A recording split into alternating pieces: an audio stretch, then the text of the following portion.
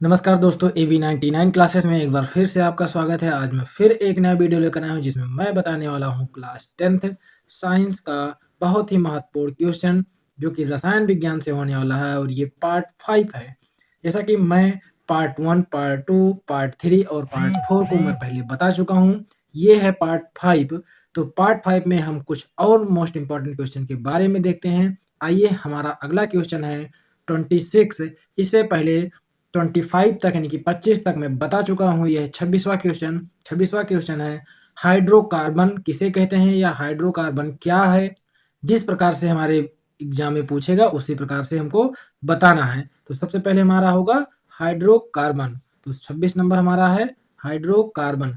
केवल हाइड्रोजन तथा कार्बन से मिलकर बना यौगिक हाइड्रोकार्बन कहलाता है। यह दो प्रकार का होता है। ऐसा यौगिक जो केवल हाइड्रोजन और कार्बन से मिलकर बना होता है हाइड्रोकार्बन कहलाता है। मान लेते हैं हम कोई यौगिक है जिसमें सिर्फ क्या मिला हो, कार्बन और हाइड्रोजन। तो जो यौगिक कार्बन और हाइड्रोजन से मिलकर बना होगा उस यौगिक को हम लोग क्या कहते हैं, हाइड्रोकार्बन यौगिक कहते हैं। वही बात मैंने लिखा है कि केवल हाइड्रोजन तथा कार्बन से मिलकर बने यौगिक को हम लोग क्या कहते हैं, हाइड्रोकार्बन कहते हैं या हाइड्रोकार्बन कहलाता है। ये दो प्रकार का होता है। जो हाइड्रोकार्बन होता है ये दो प्रकार का होता है। सबसे पहला नंबर है संतृप्त हाइड्रोकार्बन, जो कि हमारा क्वेश्चन नंबर 27 होगा कि संतृप्त हाइड्रोकार्बन किसे कहते हैं या संतृप्त हाइड्रोकार्बन क्या है। तो आइए हम लोग 27 देखते हैं जो कि हाइड्रोकार्बन का प्रकार है जिसका नाम है संतृप्त हाइड्रोकार्बन। तो ऐसा हाइड्रोकार्बन जिसमें कार्बन की चारों संयोजकताएं एकल बंध द्वारा बंधे होते हैं संतृप्त हाइड्रोकार्बन कहलाते हैं। जैसा कि जो हमारा कार्बन होता है, कार्बन की जो संयोजकता होती है वो होता है 4। कितना होता है? 4। इसका मतलब कार्बन जो होता है 4 हाइड्रोजन के साथ जुड़ सकता है। तो संतृप्त हाइड्रोकार्बन उस हाइड्रोकार्बन को कहेंगे जिसमें कार्बन एकल बंध द्वारा, एकल बंध, एक एक बंध द्वारा हाइड्रोजनों से जुड़ा होगा, उसे हम लोग क्या कहते हैं, संतृप्त हाइड्रोकार्बन कहते हैं। ये इसमें देखिए लिखा भी है, ऐसा हाइड्रोकार्बन जिसमें कार्बन की चारों संयोजकताएं, जो चारों संयोजकताएं हैं कार्बन की, एकल बंध द्वारा, एकल बंध मतलब सिंगल बॉन्ड, एक बंध द्वारा बंधे होते हैं संतृप्त हाइड्रोकार्बन कहलाते हैं। तो इसका सामान्य सूत्र होता है CnH2n+2। इसका मतलब Cn जितने कार्बन होंगे, नंबर ऑफ कार्बन, मान लेते हैं 4 कार्बन है तो उसके बाद में हाइड्रोजन कितना होगा, 2n, यानी कि 2 को हम लोग 4 से गुणा करेंगे 8 हो जाएगा और प्लस में 2 और हाइड्रोजन ऐड कर देंगे तो ये क्या बन जाएगा हमारा, हाइड्रोकार्बन। और ऐसे हम सभी यौगिकों के लिए लगा सकते हैं। जैसे CH4 दिया हुआ है उदाहरण में, C2H6 दिया है, C3H8 दिया है। हम लोग इसको देखते हैं तो जो CH4 है, CH4 इसका जो बंध बनेगा H H H H, ये सभी कैसे बने हुए, single bond single bond single bond. इसका मतलब ये क्या है, संतृप्त हाइड्रोकार्बन है। अगर हम लोग C2H6 के बारे में देखें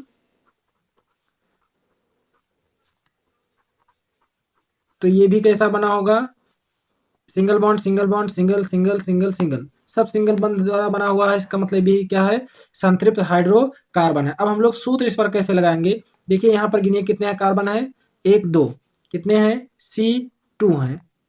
तो हाइड्रोजन इसका 2 गुना, तो 2 गुना कितना हो जाएगा, 2 दूना 4 H4 और प्लस में 2 जोड़ देंगे तो कितना हो जाएगा, C2H, 4 और 2 6, यानी कि ये हमारा बन के क्या आ गया, सूत्र CN+H2n+2, यानी कि जितना इसका नंबर होगा उसका दुगना होगा यहाँ पर और प्लस में 2 और जोड़ लेंगे। यानी कि यहाँ पर अगर हम लोग देखेंगे तो CN+2n+2, तो 4 और 2 6 और C2 वैसे का वैसे रहेगा। तो ये था हमारा कुछ एग्जाम्पल। इसके बाद में C3H8 के बारे में देखेंगे, 3 का दोगुना कितना होता है, 6 और 2 जोड़ देंगे तो 8। तो ऐसे ही जो भी हाइड्रोकार्बन होते हैं संतृप्त हाइड्रोकार्बन, उनके सूत्र में ये हम कह सकते हैं कि ये उनका क्या है, सामान्य सूत्र है। इसके बाद में इसके प्रकार में दूसरा प्रकार आता है संतृप्त हाइड्रोकार्बन के अलावा असंतृप्त हाइड्रोकार्बन। तो हम लोग इसमें देखेंगे असंतृप्त हाइड्रोकार्बन क्या है। तो ऐसे हाइड्रोकार्बन जिसमें कार्बन परमाणु द्विबंध या त्रिबंध द्वारा जुड़े होते हैं असंतृप्त हाइड्रोकार्बन कहलाते हैं। यानी कि ऐसा हाइड्रोकार्बन, हाइड्रोजन और कार्बन का ऐसा यौगिक जिसमें कार्बन परमाणु जो होगा द्विबंध द्वारा या त्रिबंध द्वारा जुड़ा होता है असंतृप्त हाइड्रोकार्बन कहलाता है। इसका जो सामान्य सूत्र होता है CN2N, ये CN2N भी होता है या CnH2n-2, यानी कि CnH2n और इसके अलावा CnH2n से दो घटा भी देंगे। ये दो प्रकार का होता है, दो बंध के लिए ये लगेगा और त्रिबंध में ये फार्मूला लगेगा। आइए हम लोग का एग्जांपल देखते हैं C2H4, C2H2, इसको हम लोग ठीक से देख लेते हैं कि ये कैसे होगा। C2H4 के बारे में देखने पहले तो कार्बन की संख्या C, दो कार्बन, हाइड्रोजन कितना, एक, उसके बाद में दो, चार हो गया हाइड्रोजन। अभी भी इसकी बैलेंसी नहीं पूरी क्योंकि इसकी बैलेंसी कितनी होती है, संयोजकता कितना होता है, चार, एक दो तीन, अभी तीन हुआ। और इसकी देखेंगे एक दो तीन, इसकी भी तीन हुआ। इसका मतलब इसके बीच में डबल बॉन्ड लगेगा और अब ये क्या हो गया है, एक यौगिक का निर्माण किया है जो ये बना हुआ है, एक दो तीन चार, इसका भी चार हो गया है, एक दो तीन चार। अब ये बैलेंस है, लेकिन ऐसे हम लोग यौगिकों को असंतृप्त हाइड्रोकार्बन कहते हैं। और जब सिंगल बॉन्ड द्वारा सभी जुड़े होते हैं तो हम लोग उसको क्या कहते हैं, संतृप्त हाइड्रोकार्बन कहते हैं। इसमें कौन सा फार्मूला लगेगा, एक और दो, CN और फिर उसके बाद में H2N, देखो इसका दो गुना है, दो दूना चार, इस फार्मूले पर लगेगा CnH2n पर। इसके बाद में अगर हम लोग C2H2 की बात करें, जो दूसरा वाला हमारा एग्जाम्पल था C2H2, तो इसमें कितने कार्बन है, एक हाइड्रोजन इसमें जोड़ देंगे और एक हाइड्रोजन इसमें जोड़ देंगे। तो हम लोग अब इसकी संयोजकता देखेंगे तो इसमें एक बंध यहाँ पर, एक बंध यहाँ पर, दो बंध इस पर भी बने हुए हैं, बनना कितना चाहिए, चार। इस पर देखेंगे तो एक ये हुआ, एक ये हुआ, तो इसका कितना है, दो है, और बनना कितना चाहिए, चार। तो ये आपस में एक बंध और एक बंध इधर से, तो कितने हो गए, एक दो तीन चार। अब ये हो गया, इसका चार पूरा हो गया और इसके बाद में एक दो तीन चार, इसका भी चार पूरा हो गया। लेकिन ऐसे कार्बन को हम लोग क्या कहते हैं, संतृप्त हाइड्रोकार्बन कहते हैं। ऐसे हाइड्रोकार्बन को हम लोग संतृप्त हाइड्रोकार्बन कहते हैं। और इसका जो फार्मूला लगेगा, जितना भी होगा उससे दो माइनस करना पड़ेगा। जैसे CnH2n-2, तो Cn इस पर कितना था, दो था, H पर कितना है, दो से गुणा कर देंगे, -2 कर देंगे, तो कितना हो जाएगा, C2 दो दूना चार, H2 4 हो जाएगा और उससे दो घटाना पड़ेगा। तो C2 चार से दो घटा देंगे तब H2, यानी कि इसमें जो भी यौगिक बनेंगे त्रिबंध वाले में, उसमें हमको जो भी हाइड्रोकार्बन में N होगा उससे गुणा करने के बाद में उससे दो घटा देंगे, यानी कि यह हमारा क्या है, असंतृप्त हाइड्रोकार्बन है। आइए हम लोग आगे बढ़ते हैं। इसके बाद में हम लोग का अगला क्वेश्चन आता है, क्वेश्चन नंबर 29, सजातीय श्रेणी पर टिप्पणी। सजातीय श्रेणी पर टिप्पणी या सजातीय श्रेणी क्या है, इसके बारे में हम लोग को बताना है। तो हम लोग देखेंगे कि सजातीय श्रेणी क्या है। तो हम लोग इसका परिभाषा पढ़ते हैं, जब सामान्य क्रियात्मक समूह कार्बनिक यौगिक को उनके बढ़ते हुए अणुभार के क्रम में रखा जाता है तो एक श्रेणी प्राप्त होता है जिसे सजातीय श्रेणी कहते हैं। यानी कि कहने का अर्थ है, जो भी हाइड्रोकार्बन होते हैं यदि उनके क्रियात्मक समूह के बढ़ते हुए क्रम में रखा जाए तो उसको हम लोग क्या कहते हैं, सजातीय श्रेणी कहते हैं। आइए हम लोग थोड़ा सा एग्जांपल में इसमें देख, जैसे हमारा ये मान लेते हैं हाइड्रोकार्बन है C2H6, इसके बाद में C3H8, इसके बाद में C4H10।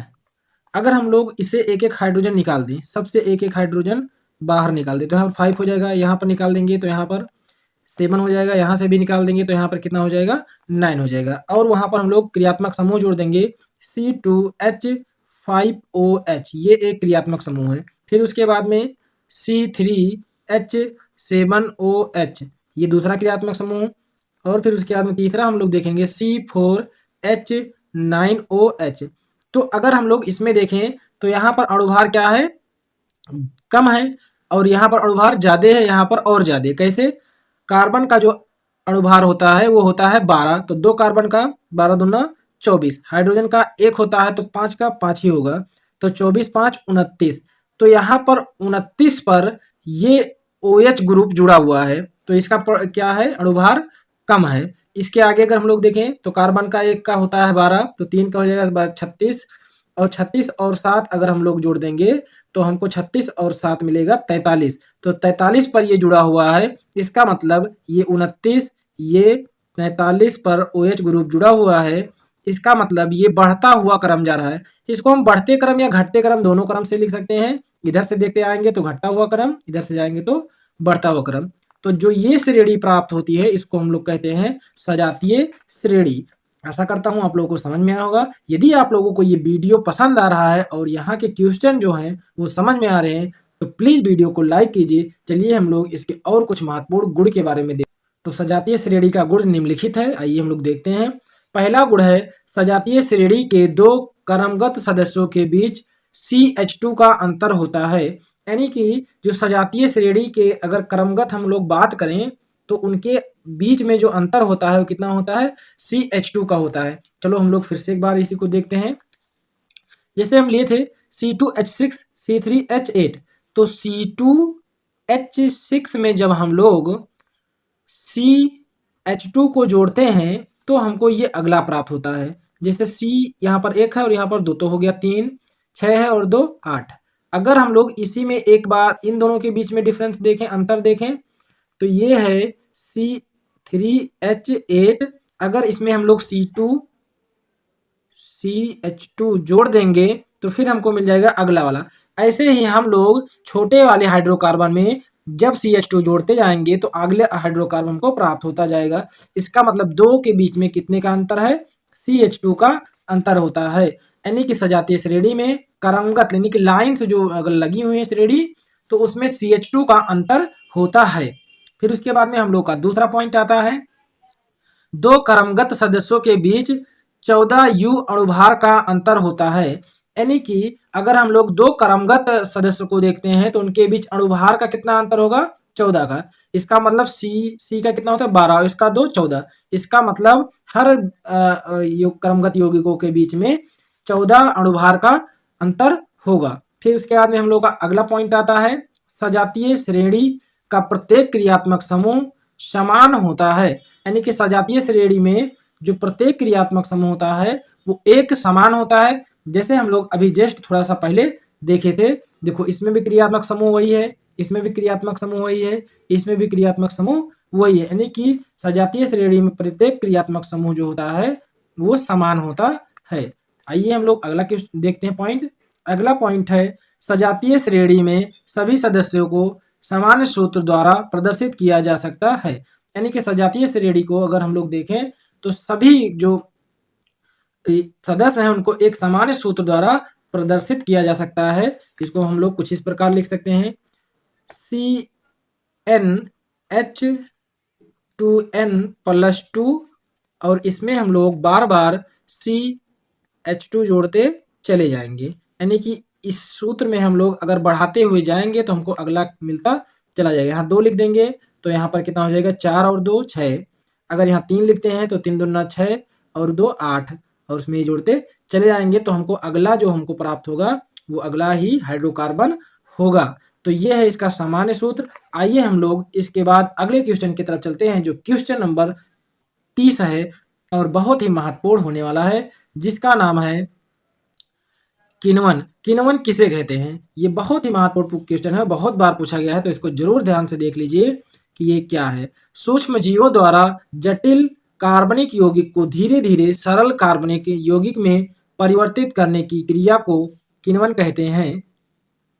यानी कि जो सूक्ष्म जीव होते हैं, छोटे छोटे जीव होते हैं, उनके द्वारा जो जटिल यौगिक होते हैं, मजबूत यौगिक होते हैं, जैसे कि सुक्रोज हुआ, ग्लूकोज हुआ, फ्रक्टोज हुआ, ये सब क्या है, जटिल यौगिक है। जटिल यौगिक धीरे धीरे सरल यौगिक में तोड़ने की प्रक्रिया क्या है, किण्वन कहलाता है, लेकिन किसके द्वारा? जीवों द्वारा। और जीवों द्वारा अगर ये किया जाता है क्रिया, तो इस क्रिया को हम लोग कहते हैं किण्वन एक जैव रासायनिक क्रिया है, यानी कि जीवों द्वारा होने वाला रासायनिक क्रिया है। तो ये मैं आशा करता हूँ आप लोग को किण्वन समझ में आया होगा। सूक्ष्म जीवों द्वारा जटिल, यानी कि जो बड़े बड़े यौगिक हैं, कठोर यौगिक हैं, यौगिकों को धीरे धीरे सरल यौगिक में परिवर्तित करने की क्रिया को हम लोग क्या कहते हैं? किण्वन कहते हैं। जैसे होता क्या है, अगर हम लोग भेली को यानी कि गुड़ को कहीं पर रख देते हो तो धीरे धीरे पिघलना स्टार्ट, पिघलते पिघलते वो बिल्कुल पतले यानी कि पानी की जैसा हो जाता है। इसका मतलब वो जटिल यौगिक से धीरे धीरे कैसे परिवर्तित हो गया है?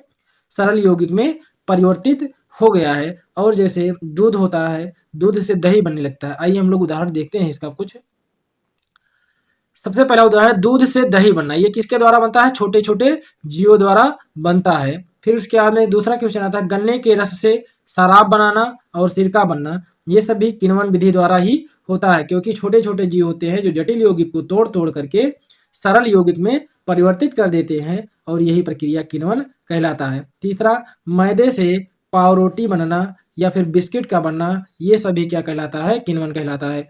होता क्या है कि मैदा जो होता है उसको गूंद करके उसमें छोटे छोटे कीड़े, ईस्ट नामक के कीड़े डाल दिए जाते हैं, और वो रात भर सड़ता है। सड़ते सड़ते सुबह उसको फिर हम लोग पावरोटी बना करके उसको रख देते हैं, और वो हमारे मार्केट में बिकने चला आता है। तो इस क्रिया में क्या होता है, रात में जो जीव डाला जाता है वो जीव CO2 गैस को सब में मिक्स कर देता है, और भी कई प्रकार की प्रक्रियाएं करता है। इसके बाद में हम लोग का अगला बहुत ही महत्वपूर्ण क्वेश्चन आने वाला है, जिसका नाम है संकलन अभिक्रिया। ये क्वेश्चन नंबर 31 है, जिसमें हम लोग देखने वाले हैं संकलन अभिक्रिया क्या है। तो आइए हम लोग इसका परिभाषा पढ़ते हैं, फिर मैं इसको समझाता हूं आपको।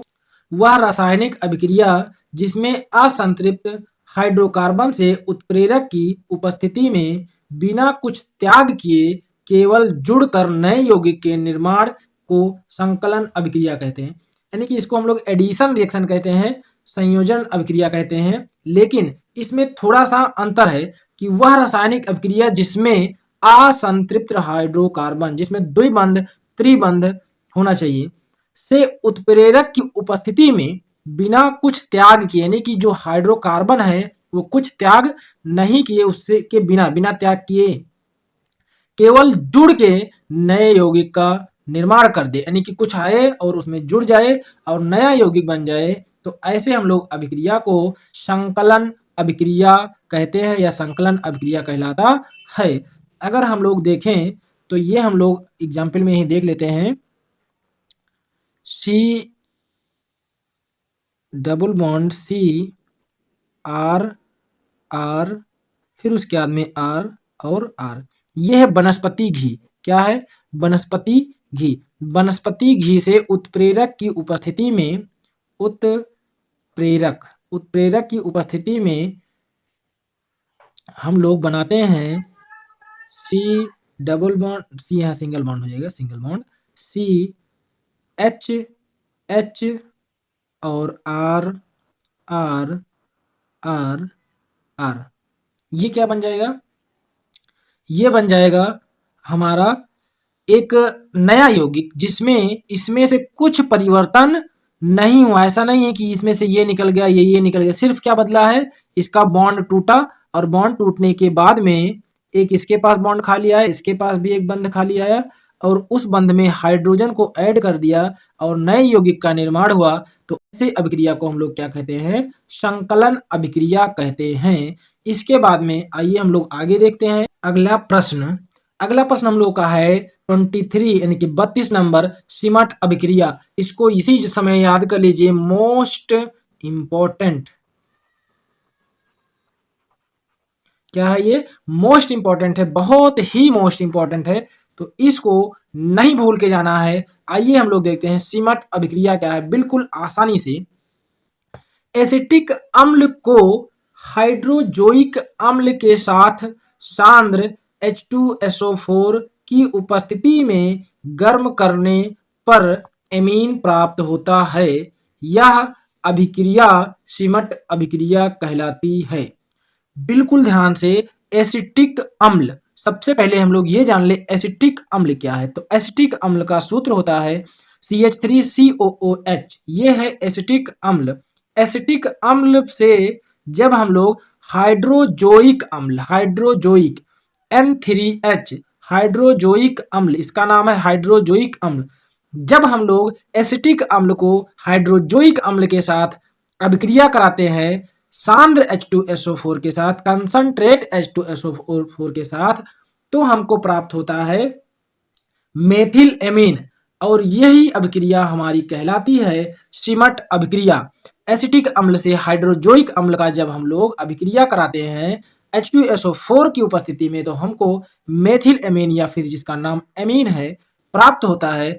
तो इस अभिक्रिया को हम लोग सिमट अभिक्रिया कहते हैं, यानी कि यह अभिक्रिया सिमट अभिक्रिया कहलाती है। तो इसको ध्यान से देखेंगे। CH3COOH एसिटिक अम्ल, N3H हाइड्रोजोइक अम्ल, कंसंट्रेट CON शॉर्ट फॉर्म में इसको लिखते हैं कंसंट्रेट यानी कि साद यानी कि सांद्र। तो सांद्र H2SO4 की जब उपस्थिति में कराएंगे तो हमको CH3 का नाम है मेथिल, NH2 का नाम है एमीन, तो मेथिल एमीन प्राप्त होता है।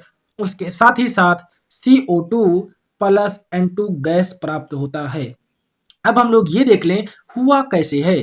तो यहाँ पर आपको दिख रहा होगा COO, ये दोनों आपस में बाहर निकल गए हैं मिलके, जिसका नाम है CO2, एक और दो O2, CO2।